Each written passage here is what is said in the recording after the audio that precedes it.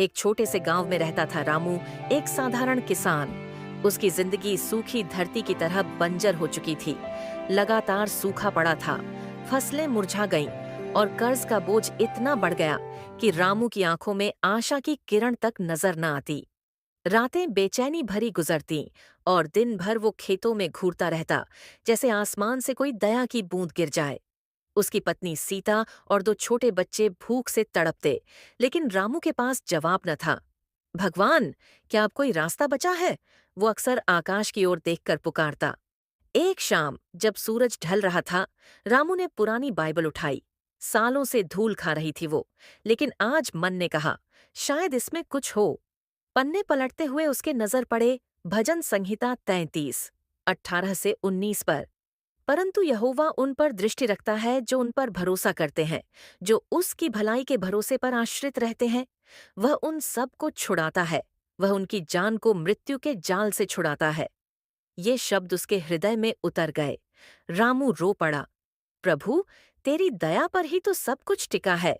लय मेंतियों 3:22 से 23 की तरह। यहोवा की करुणा तो कभी न समाप्त होती, न वे कभी नाश हो जाती है। वे प्रतिभोर नई होती हैं, तेरी निष्ठा बड़ी है। अगर तू नया सवेरा दे सकता है, तो मेरी ये सूखी जमीन को भी हरी कर दे। रामू ने फैसला किया, कल से प्रार्थना करूंगा, बिना थके। सुबह होते ही वो खेत के किनारे घुटनों पर बैठ गया। ईश्वर, तेरी दया से ही आशा मिलती है।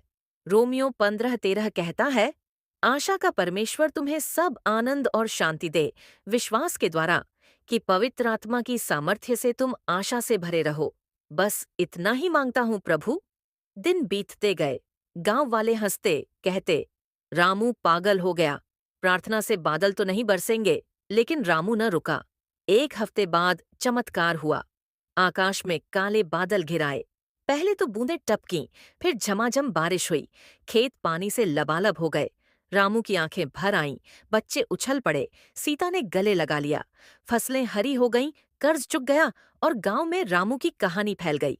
वो कहता, ईश्वर की दया से ही आशा मिली। यशायाह 40:31 की तरह। पर जो यहोवा पर प्रतीक्षा करते हैं, वे नया बल प्राप्त करेंगे। वे उकाबों की भांति उड़ेंगे, दौड़ेंगे और न थकेंगे, चलेंगे और न मुरझाएंगे। आज रामू का परिवार न सिर्फ खुशहाल है, बल्कि वो गांव के हर दुखी को बताता है, ईश्वर की दया कभी व्यर्थ नहीं जाती। बस आशा का धागा पकड़ लो, वो तुम्हें नई जिंदगी दे देगा।